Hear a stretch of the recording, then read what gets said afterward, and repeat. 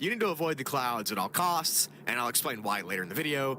Just know that you gotta trust me. And I've never lied to you about anything backrooms related so far, so just trust me. So those grassy corridors that I just explained, that's the start of the level. It's kind of the zone where you'll spawn in and you'll be at for a while, but after you walk through it for a long time, you'll actually end up going to the second part of the level, which is just called Part 2. I know that's a crazy name, but yeah.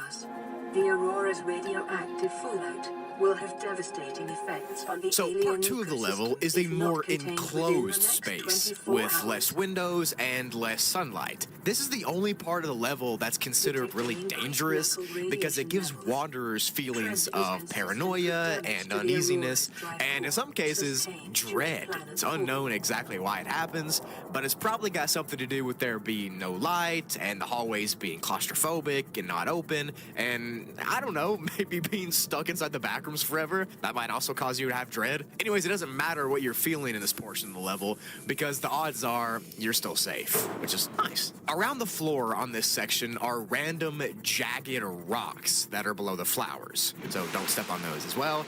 But other than that, this part looks the same as the first part, minus the windows. Now, based on that paranoia and the dread feelings you might have that I just talked about, there's been multiple reports of people going insane while being stuck in this Part 2 area for too long. Specifically, that it somehow depletes and lowers your sanity way faster than the other section. Because if you remember, the other section has that sunlight that gives you a healing property and kind of keeps you sane and calm.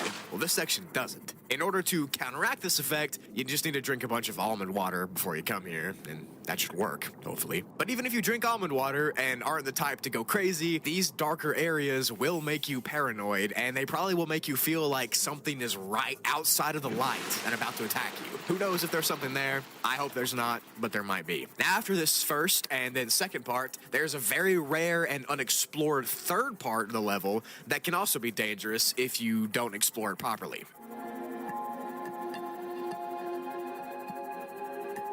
The third part looks like the first part, with the big open windows and the grassy floors and the clouds outside, but this time, instead of it just being clouds in the sky, there's just ever so faintly a city inside the clouds, just like a floating city, floating in the air outside of the windows, on top of the clouds. Now, at this point in the level is when your mind will try very hard to get you to jump out of the tunnel and into the clouds below. But you have to not do that if you want to survive, and the reason that the cloud area is so dangerous is because it is a direct link to the void level. And if you don't know what the void is, it's pretty much just an infinite expanse of black nothingness that you're trapped into for all eternity, which is not very fun. And jumping onto these clouds seems to be, like I said, a direct link to the void. So just don't do that. No matter what your mind says, don't.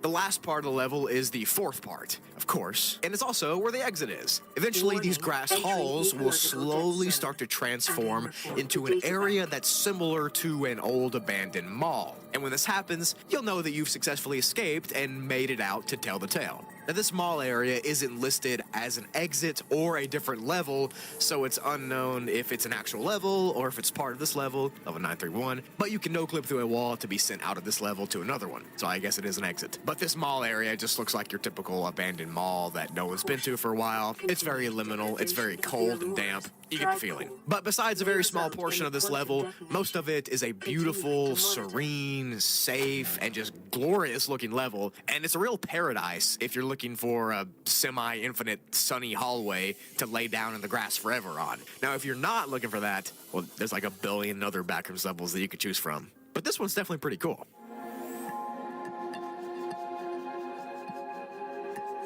To enter it, you have to find a door on the hub level that's labeled level 931, or you can wander too far into level 1. That also seems to take people here. Now, that could be very useful to speedrun the backrooms because you could go from level 1 all the way to level 931, which is skipping 930 levels. So you might want to keep that in mind. To exit, you can walk far enough into that fourth part, which is the mall, and you can no-clip out. Or you can find a door on the right side of the hallway and go through it to be sent to level 184. If you remember, the windows are on the left side of the hallway, so the right side is where the concrete is. You can find a door there. Or you could just bring a huge store of almond water and stay here forever. It's pretty much up to you.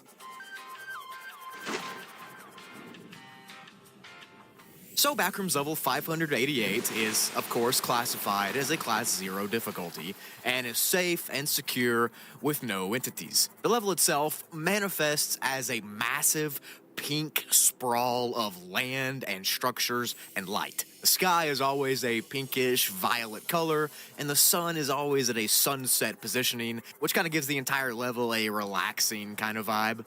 The land is flat and smooth, and it seems to almost be digitally created because it's so perfect. Like there's no scratches or holes or anything on the walls or floors that seems to be damaged. It almost seems like it was just computer generated. And this kind of gives it an uncanny valley kind of feeling to wanderers who find themselves here. This level does actually have some plants that grow on it. There's ankle-length grass and some other kinds of tree plants that look like palm trees. And all of these things look slightly fake as well. They're also indestructible and can't be ripped up or torn out of the ground or anything like that, which is pretty strange if you think about it. All of the plants and structures here are violet and pink, just like the sky, and the entire level has that pinkish aura around it. The level is also kind of like an isolation